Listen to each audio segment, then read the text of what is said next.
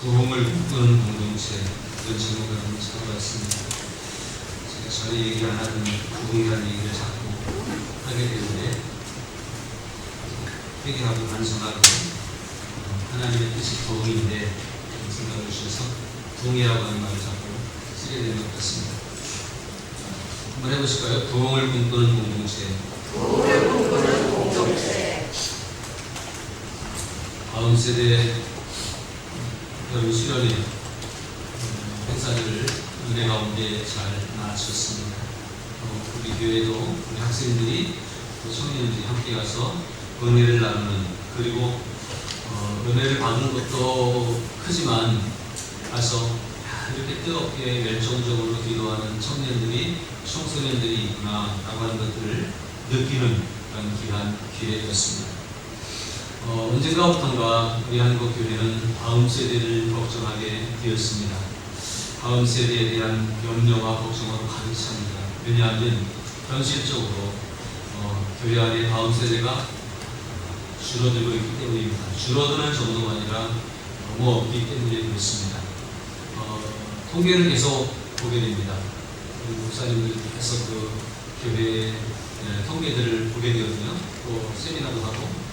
그러면 다음 세대들이 예를 들어 100명이다.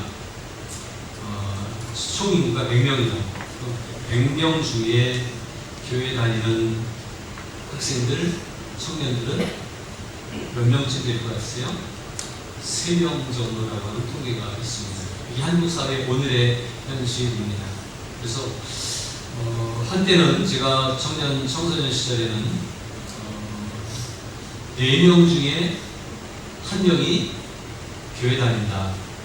그렇게 얘기를 했었어요. 25%가 한국교회가 대한민국의 인구 중에서 그 정도 비율을 차지한다.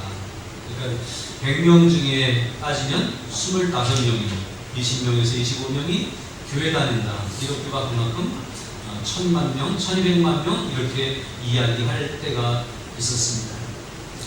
그런데 지금은 25명이던 그 인구가 줄어서 이제 아직까지는 뭐 3%까지는 아니지만 다음 세대, 청년들, 청소년들의 세대에는 3명이 된다고 하는 얘기를 들을 때, 아직은 우리 어른들이 있어서 그 정도까지는 아니에요. 15% 정도는 될지 모르겠어요. 그러나 이렇게 시간이 지나가면, 10년이 지나고 20년 지나고 나면 3%밖에 안 남은 청년들이 이 시대를 기독교의 복음으로 다시 이렇게 세워야 되는 그런 막중한 책임감이 있는 겁니다. 그래서 걱정스럽지 않을 수가 없는 거죠. 한국교회의 미래에 대한 염려가 우리의 어깨를 짓누르고 있는 것은 현실이었습니다. 이토록 그 젊은이들이 교회를 떠나가고 있고, 또 젊은이들이 교회에 올 생각을 안 하고 있는 그런 상황 가운데서 우리는 염려하고 걱정하게 되는데, 이것이 염려하기 때문에 더 기도하게 되고, 또 걱정하기 때문에 더 이렇게 믿음 안에서 분발하게 되고, 그런 것들 같습니다. 저도 언젠가부터가 굉장히 걱정을 했어요. 우리 교회가 앞으로 10년 후에, 20년 후에, 10년 후에도 이 자리에서 계실 거죠? 100살 넘게 사실. 네. 그렇게 됐으면 좋겠다 기대는 있지만, 현실적으로 지난주에도 말씀드리고 지난주에도 말씀드린 것처럼 우리가 때가 되면 부르심을 받아야 되고, 이제 이 땅이 아닌 저 땅으로, 저 세상으로 가야 되는데, 그렇게 될 때 남는 사람들의 숫자가 과연 얼마나 될까? 저도 마음으로 올해 들어서 계속해서 2030을 외치고 있습니다. 저 마음 가운데. 그런 가운데에서 걱정하고 염려하는 가운데에 어떻게 하나님이 저를 인도하셔서 청년 사역에 같이 동참할 수 있도록, 제가 청년 사역에 무슨 은사가 있거나 또 달란트가 따로 있어서 또 특별한 관심이 있어서는 아니지만, 하나님의 은혜로 같이 동참할 수 있는 기회를 주셔서 동참하게 되고, 같이 염려하게 되고, 기도하게 되고, 집회를 준비하고, 이런 가운데 경험하는 것들이 있습니다. 그것은 바로 뭐냐면, 다음 세대가 걱정과 염려 가운데 있지만, 그러나 다음 세대의 집회를 열어보면 그 속에서 간절하게, 뜨겁게 하나님을 찾고 기도하는 이들이 아직은 있다라고 하는 사실이에요. 엘리야 시대에 엘리야가 아합의 이세벨의 그 제사장들, 아알과 아세라의 종이 제사장들 850명과 850대 1로 싸웠던 그때에 엘리야는 그랬거든요. 하나님 너무 힘듭니다. 나밖에 없습니다. 그랬더니 하나님이 그때 들려주신 음성이 뭐였냐면 아니다. 너 말고 또 남겨둔 사람들이 있다. 보이지 않지만 있다라고 엘리야에게 그렇게 말씀을 해주셨습니다. 그리고 엘리야에게 신도 주셨고 엘리야를 다시 일으켜서 사용하셨던 것을 우리는 볼 수가 있습니다. 저 역시도 다음을 걱정하면서 어떻게 하나, 그리고 상황을 보면서 통계를 보면서 낙심하고 절망하는 그러한 일들이 있었습니다. 그러나 가서 그 젊은이들이 뜨겁게 기도하는 모습을 보면 조금 전에 우리가 봤던 영상처럼 그 숫자들이 모여서 함께 기도하고 얼마나 뜨겁게 찬양하고 얼마나 간절히 기도하는지 알 수 없어요. 물론 그 가운데는 끌려와서 또 그냥 가라고 하니까 그냥 어쩔 수 없이 와서 쭈뼛쭈뼛한 사람들도 없는 것은 아닙니다. 그러나 그들의 마음 가운데 나는 뭔가 하는 생각도 들었을 것이고 또 그들 가운데 나도 저렇게 했으면 좋겠다라고 하는 부러워하는 마음들도 분명히 있었으리라 생각합니다. 그리고 제가 느끼는 것은 통계적으로는 수치상으로는 그리고 우리의 그 어떤 뭐죠? 기준으로는 볼 때 통계적으로 볼 때는 절망이고 걱정스럽고 염려스러운 일이지만 또 이렇게 집회 현장에 가서 보면 희망이 보인다 그런 생각이 되어집니다. 그래서 느끼는 것이 우리가 걱정하는 것은 사실이고 당연한 것인데 우리가 걱정하는 것만큼 하나님도 더 많이 염려하시고 또 하나님도 더 관심을 가지고 계셔서 이제 그렇게 그냥 무너지지 않도록 다시 이렇게 세우시려고 준비한 청년들이 있고 청소년들이 있구나. 하나님이 그들을 포기하지 않으시고 버리지 아니하시고 이렇게 세우시고 있구나. 그런 생각을 하게 되어집니다. 그래서 제가 느낀 그 마음 수치상으로는 절망이지만 현장에 가서 보면 기대가 생기고 희망이 있다라고 하는 것을 봤던 것처럼 여러분들도 그런 마음으로 여러분의 미래에 대해서 우리 교회의 미래에 대해서 한국 교회와 대한민국의 사회의 미래에 대해서 그런 꿈을 꾸는 그런 우리 모두가 됐으면 좋겠습니다. 그래서 오늘 우리가 부흥을 꿈꾸는 공동체라고 하는 얘기는 우리 교회가 하나님이 우리를 포기하지 않으시면 우리는 부흥할 것이다. 그런 꿈을 꿨으면 좋겠습니다. 하나님이 우리 개개인을 포기하지 않으시면 하나님이 우리 가정을 우리 개인의 삶을 부흥케 하실 것이다. 한국을 하나님이 내려놓지 않으시면 어지럽고 혼란한 세상 속에서도 다시 부흥을 경험하게 될 것이다 라고 하는 그러한 기대와 소망을 가지시기를 주님의 이름으로 부탁을 드립니다. 오늘 우리는 스가랴서를 함께 보고 있습니다. 그동안 우리가 스가랴를 계속 묵상하면서 스가랴를 통해서 보여주신 기대와 환상과 이런 것들을 우리가 보았는데 오늘 스가랴 8장 20절에서 23절의 말씀을 짧은 말씀이지만 이 말씀을 볼 때에 하나님은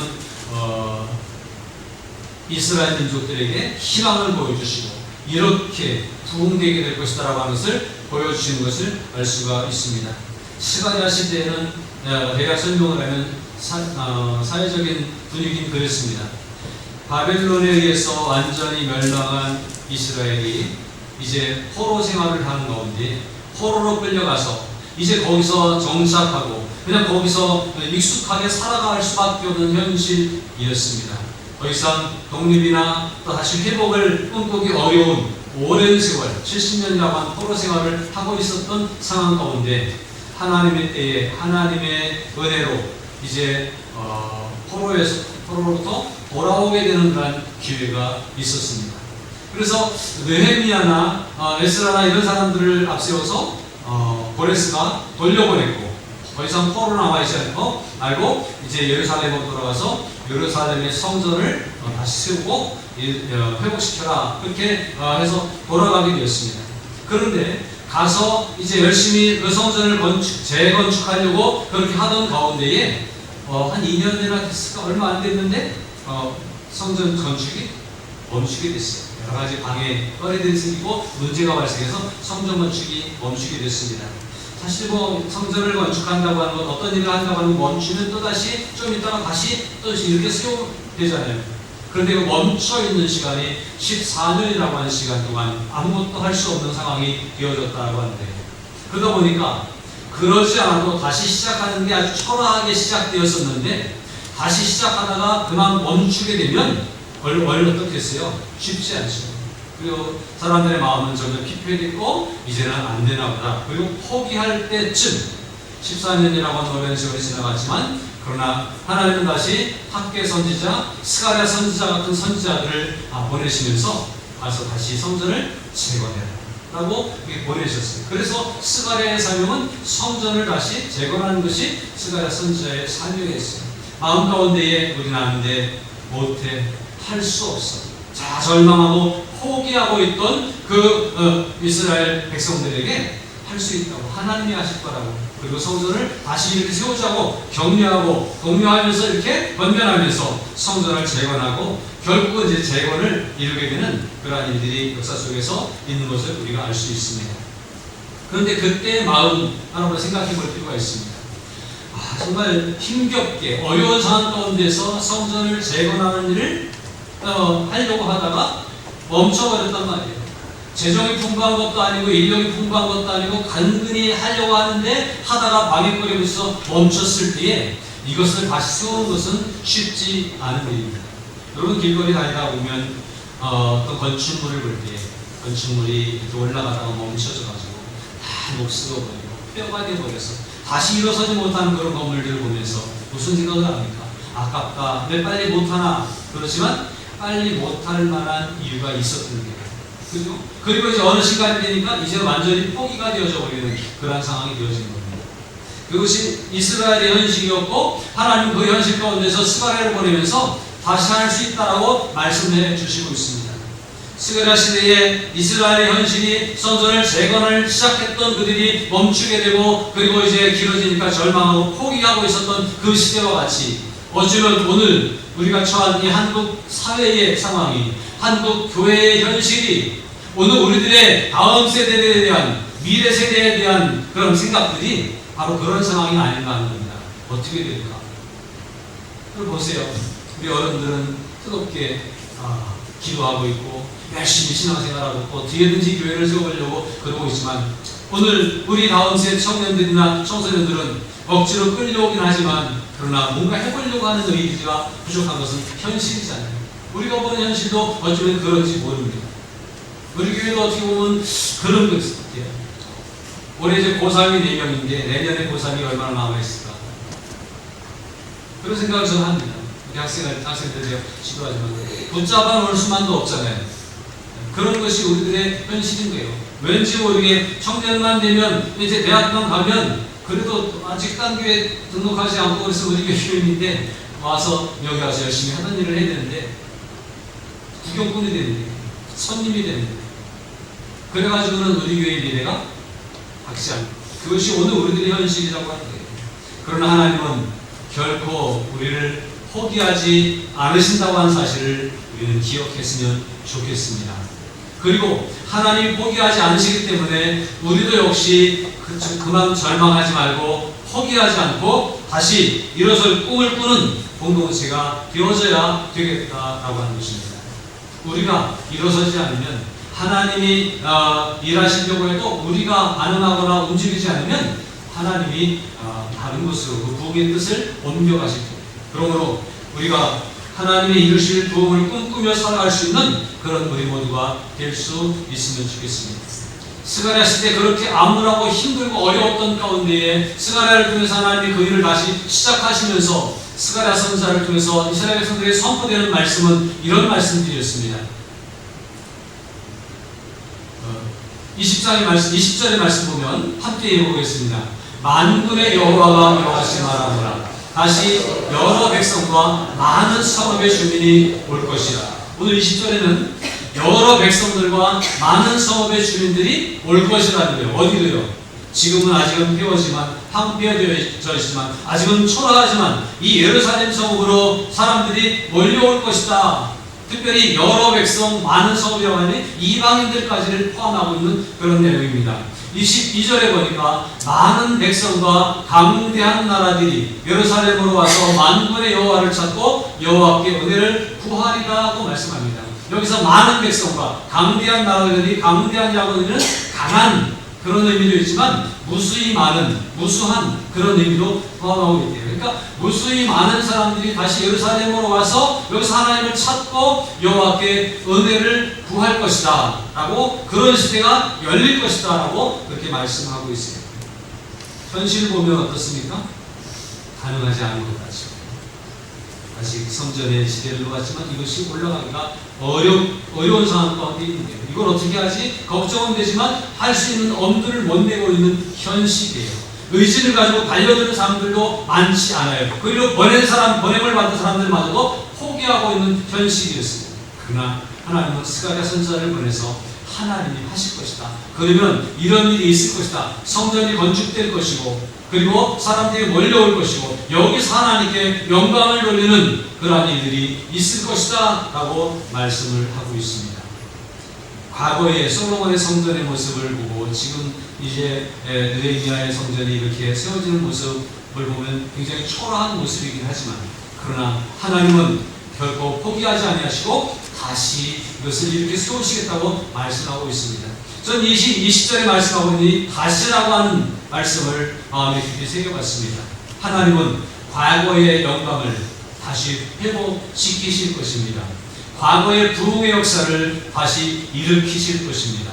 오늘 우리들이 꿈꿨던 그 모습들을, 꿈을 잃어버린 세대 가운데 다시 꿈을 주실 것이고, 그 꿈을 실현하도록 다시 역사해 주실 하나님이심을 믿습니다. 하나님이 다시 하신다고 할 때 다시 일어날 수 있음을 기억할 수 있기를 바랍니다. 21절의 말씀 보니까 이 성읍 주민이 저 성읍에 가서 이르기를 우리가 속히 가서 만군의 여호와를 찾고 여호와께 은혜를 구하자면 나도 가겠노라 하겠으며, 이렇게 말씀하고 있어요. 우리가 예루살렘으로 가려고 그런다. 그러니까 사람들이 그럼 나도 따라갈게, 이렇게 얘기한다는 거예요. 그랬으면 좋겠죠? 어디 가세요? 저 교회 가요. 오늘 주일에 예배 드리러 가요. 근데 나도 따라갈게요. 이런 사람이 생긴다는 거예요.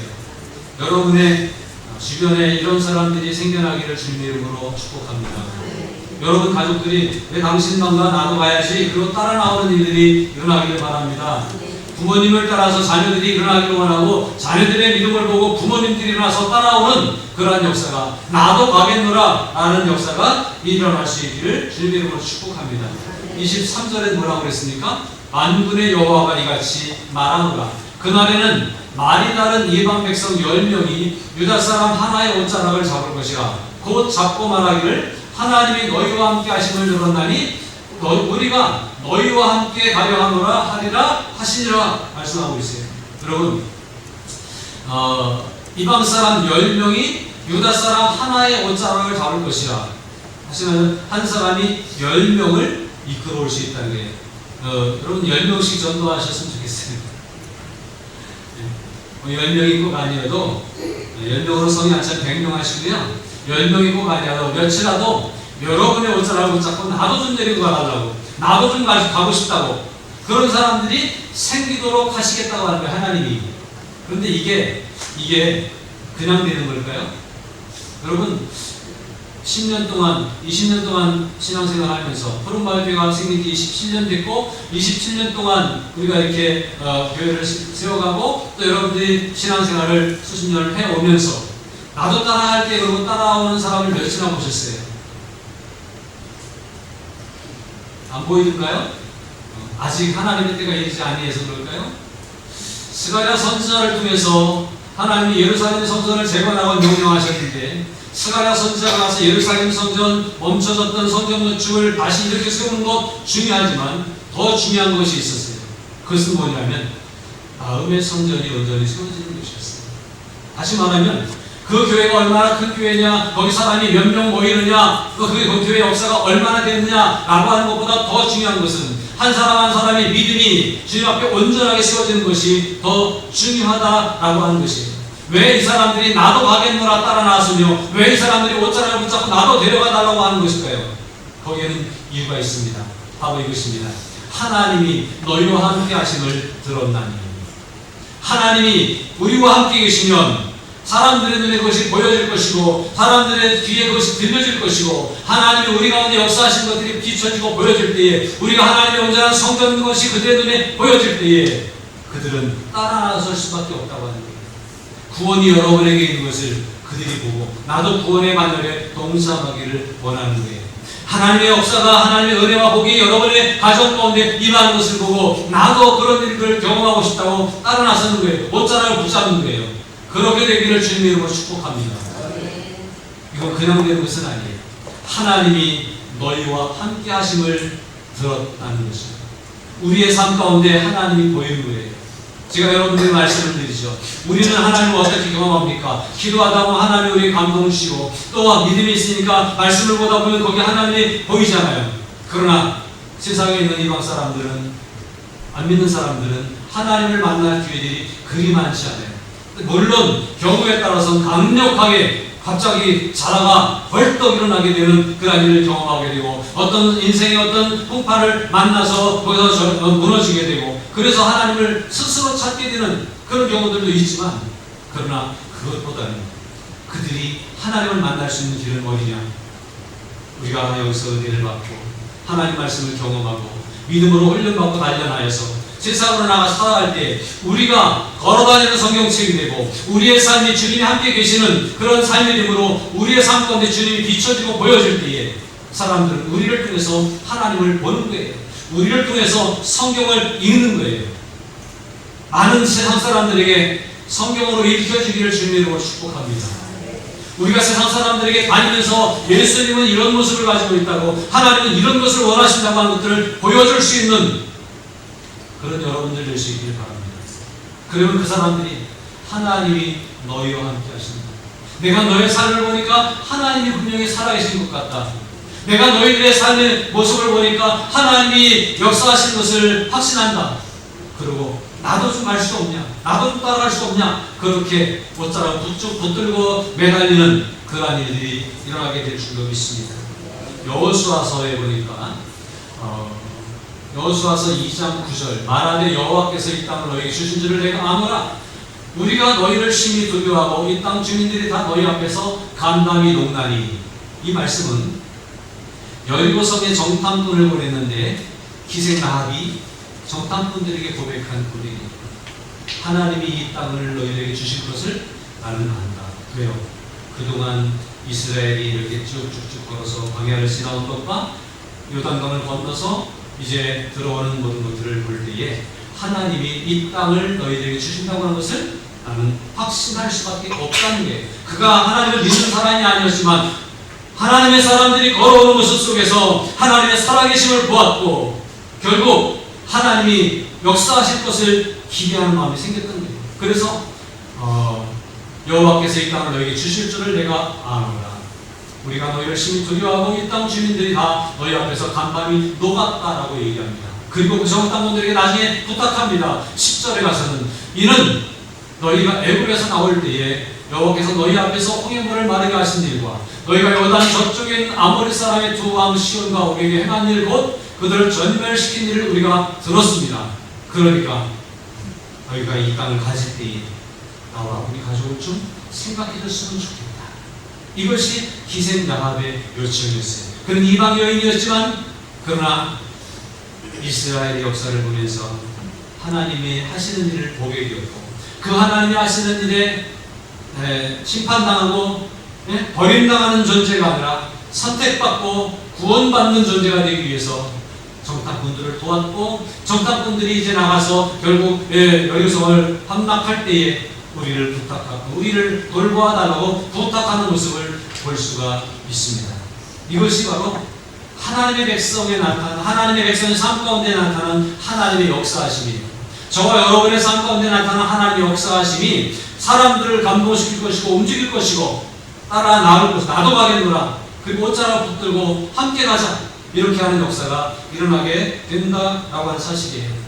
여호수아 9장 3절에 가서 보니까 이런 말씀이 있어요. 기브온 주민들이 여호수아가 여리고 아이의 행한 일을 듣고, 기브온 사람들은 또 그 주변에 사는 또 다른 성읍이에요. 그런데 여호수아 여호수아가 여리고와 아이성을 함락시켰다고 하는 소식을 듣고 다음은 우리 차례네, 이런 생각을 하게 됩니다. 그리고 와서 사절단을 보내죠. 와서 뭐라고 해요? 우리가 먼 데서부터 왔는데 우리한테 오기 전에 미리 우리를 좀 돌봐달라고 그렇게 해서 조약을 맺자고, 우리를 멸망시키지 않기로 조약을 맺자고. 그러고 나서 사정을 한 게, 그랬더니 멀리서부터 왔다니까 이 주변이 아니라고 하니까 조약을 맺었어요. 알고 보니까 옆에 있어요. 왜 그랬냐 했더니 이렇게 얘기합니다. 그들이 여호수아에 대답하여 이르되 당신의 하나님 여호와께서 그의 종 모세에게 명령하사 이 땅을 다 당신들에게 주고 이 땅의 모든 주민을 당신들 앞에서 멸하라 하신 것이 당신의 종들에게 분명히 들리므로 우리가 듣기를 이 땅을 다 하나님의 백성들에게 주려고 하나님이 말씀하셨던 것을 우리도 들었다. 그리고 여리고성을 무너뜨리고 아이성을 무너뜨리는 걸 보니까 그 말이 거짓말이 아니고 진짜라고 하는 것을 우리가 느꼈다는 거예요. 그래서 어떻게 했어요? 우리가 이게 들림으로 당신들로 말미암아 우리의 목숨을 잃을까 심히 두려워하여 이같이 하였나이다. 이스라엘이 걸어가는 모든 그 걸음들 가운데 하나님이 동행하셨고 하나님의 역사가 일어났는데, 하나님의 역사가 일어나는 그 삶의 모습이 하나님이 어떤 분인가가 이방 사람들에게 비춰지는 모습이었다고 하는 거예요. 오늘 저와 여러분의 믿음이 그냥 형식적인 믿음이 아니라 확실한 믿음, 말씀대로 살아가는 믿음, 하나님의 뜻이 이루어지는 삶 될 때에 사람들이 우리 속에 하나님 역사하시는 것을 보게 될 때에, 그리고 나도 가겠노라, 그리고 우리 옷자락을 붙잡고 함께 가자, 그렇게 될 수 있기를 바랍니다. 스가랴 1장 3절에 보니까 그렇게 되기 위해서는 이래야 된다는 거예요. 그러므로 너는 그들에게 말하기를 만군의 여호와께서 이처럼 이르시되 너희는 내게로 돌아오라. 이것은 이방 사람들에게 하신 말씀이 아니라 유대인들에게 하신 말씀이에요. 믿는 사람들에게 하신 말씀이에요. 그들은 하나님을 믿었어요. 그런데 하나님을 믿는데 뭔가 주변에 뭐가 일어나지 않으니까 실망하고 절망하고 낙심하고 안 돼, 못해, 3%밖에 안 돼, 이제 한국 교회는 끝났어, 이렇게 생각하고 있을 그들에게 어떻게 하라고요? 남아있는 그들에게 너희는 내게로 돌아오라. 만군의 여호와의 말이니라. 그리하면 내가 너희에게로 돌아가리라. 만군의 여호와의 말이니라. 분명히 주님이 말씀하셨어요. 너희는 내게로 돌아오라. 그리하면 내가 너희에게로 돌아가리라. 우리는 어떻게 생각합니까? 하나님의 기적이 아니면 있을 수 없는 일이야. 하나님이 역사하지 않으면 불가능한 일이야. 하나님 먼저 역사해 주시기를 기대하고 살아가지 않습니까? 하나님이 우리 삶 가운데 기적을 보여주시면 내가 그 기적을 보고 믿을 거야, 이렇게 말씀하지 않습니까? 안 믿는 사람도 있어요. 안 믿는 사람들은 그럴 수 있어요. 홍해가 갈라지는 것을 지켜본 애국 사람들이 깜짝 놀랄 수밖에 없어요. 요단강이 멈춰서는 것을 본 가나안 사람들이 놀랄 수밖에 없어요. 어떻게 여리고성이 하루아침에 무너지지? 이것을 보는 이방 사람들은 하나님이 일하신 것을 볼 수 있을 거예요. 그러나 우리는 하나님을 알잖아요. 유대인들은 이미 하나님을 알고 있고 오래전부터 믿어왔잖아요. 그런데 그 믿는다고 하는 것이 형식에 지나지 않았습니다. 하나님이 하셔야 된다고 생각하고 나는 아무것도 안 하고 있었거든요. 그러나 스가랴 선지자를 통해서 하나님이 백성들에게, 믿음에 있었던 유대인들에게 선포하신 말씀은 뭐예요? 너희는 내게로 돌아오라. 믿는 사람들이었다니까요. 그런데 돌아오라는 거예요. 믿음이 있지만 하나님 앞에 온전히 결단하고 하나님을 온전히 따라가지 못한 거예요. 그러니까 교회를 다니는데 내 믿음이 뜨겁지 않아요. 여러분, 예배를 늦으시는 분들 돌아오시기 바랍니다. 말씀을 보지 못했던 분들 돌아오시기 바랍니다. 하나님 앞에 뭔가 내가 결단하고 헌신하지 못했던 분들, 내 것이라고 움켜쥐고 있었던 분들 하나님께로 돌아올 수 있길 바랍니다. 하나님은 우리가 돌아오기를 원하십니다. 안 믿는 사람들에게는 기적을 통해서 하나님께로 돌아오기를 하나님이 먼저 반응하시지만, 믿음의 사람들 우리들에게는 우리가 온전히 하나님께로 돌아오기를 원하십니다. 오늘 내 믿음이 진짜 믿음의 사람의 삶의 모습인가? 오늘 내 생활들이, 가정생활과 직장생활과 사회생활들이 정말 하나님 믿는 사람 맞는가? 날 보고 저 사람이 하나님을 느끼겠는가? 생각해보고, 그렇지 않다면 하나님께로 돌아오는 우리 모두가 되었으면 좋겠습니다. 저 집사님 보니까 진짜 하나님 살아계신 것 같아요. 저 장로님 보니까 정말 하나님 멋지셔. 그건 우리가 세상적으로 돈 많이 벌고 성공하고 그런 것만을 얘기하는 건 아니에요. 혹 우리가 가난하게 살아도, 혹 우리가 병들었어도 우리의 믿음이 흔들리지 않고 꿋꿋하게 부끄럽지 않게 살아가는 모습이 바로 하나님의 살아계심을 증거하는 모습일 것입니다. 사랑하는 여러분, 오늘 우리가 반성하고 돌아보면서 하나님께로 돌아가는 시간이 되었으면 좋겠습니다. 우리가 하나님께로 온전히 돌아갈 때 하나님이 우리 안에 역사하셔요. 안 된다고 생각했던 마음을 바꿔주십니다. 불가능이라고 생각했던 생각을 바꿔주십니다. 그래서 되게 하시고 가능하게 하시고 하나님이 역사를 이루어 주실 거예요. 성전 재건 틀렸어. 그러나 하나님이 하실 겁니다. 다음 세대 끝났어? 그러나 하나님이 다시 일으키실 겁니다. 한국교회 부흥은 멈췄어? 아니요. 하나님은 남아있는 몇몇 사람들, 하나님께로 돌아온 그 사람들을 통해서 다시 일으키실 것입니다. 과거에 대한민국에 예수 믿는 사람이 몇 명이었죠? 선교사 들어오기 전에 하나도 없었잖아요. 0%에서 20%, 25%까지 끌어올리셨잖아요. 누가 하셨어요? 하나님이 하셨습니다. 몇 사람, 하나님께로 돌아온 몇 사람들을 통해서 복음이 전파됐고, 그 몇 사람의 수고 헌신을 통해서 교회가 세워졌고, 그리고 한국 사회가 놀랍게 변화되었습니다. 교회만이 아니라 사회가 변화되었습니다. 오늘 저와 여러분들 가운데 하나님께로 돌아오는 몇몇 사람들을 통해서 주변이 변화될 겁니다. 가정이 변화될 것입니다. 교회가 부흥될 뿐만 아니라 이 지역 사회가 변화되는 놀라운 역사가 일어나게 될 줄로 믿습니다. 이런 부흥을 꿈꾸시기를 주님의 이름으로 부탁을 드립니다. 오늘 현실은 어렵죠. 제가 처음에 말씀드린 것처럼 수치상으로 바라보면, 어떤 그 통계상으로 그것만 바라보면 큰일 났다 이렇게 생각되죠. 그러나 현장에 가서 보면 그렇지 않은 모습들을 볼 수 있습니다. 희망이 있구나, 끝이 아니구나, 아직도 남아있구나 라고 하는 것들이 보여집니다. 한국교회는 더 이상 끝이 아니라 속에서 그 희망이 꿈틀거리고 있습니다. 여러분의 개인의 삶도 마찬가지입니다. 내가 이제 뭘 하겠어? 내가 나이 들었는데 뭘 하겠어? 내가 이 실력으로 뭘 하겠어? 그러나 하나님은 우리 가운데서 역사하실 수 있습니다. 중요한 건 내가 하나님께로 돌아갑니다. 하나님께 맡기면, 대한민국을 맡겼던 선교사들의 기도를 하나님이 들어주셔서 이만큼 올려주신 거예요.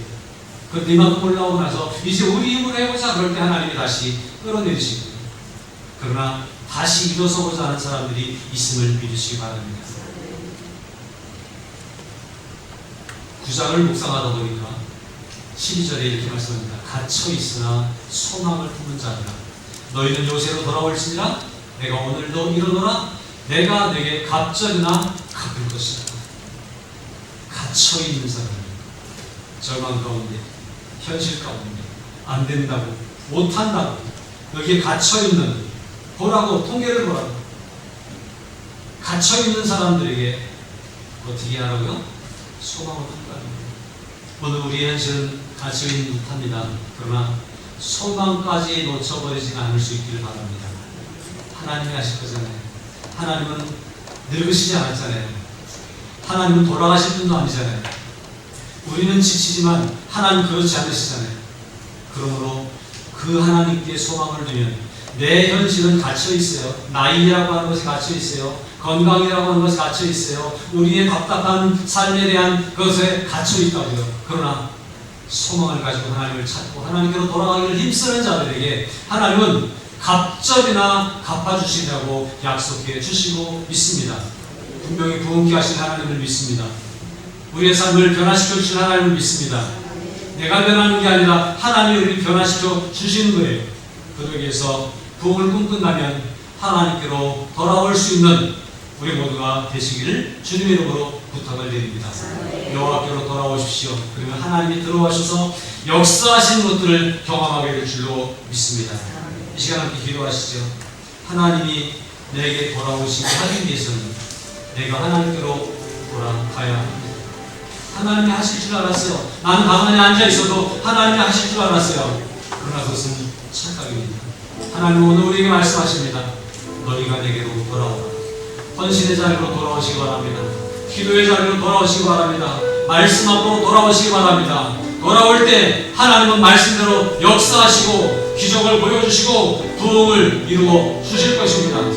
부흥을 꿈꾸는 우리들 하나님께로 돌아가야 됩니다. 이 시간 주님 주께로 돌아가기를 원합니다. 말씀으로 돌아가기를 원합니다. 기도의 자리로 돌아가기를 원합니다. 헌신의 자리로 돌아가기를 원합니다. 나를 받아주시고 내 삶 가운데 역사하여 주옵소서. 이 시간 함께 기도하여 주겠습니다.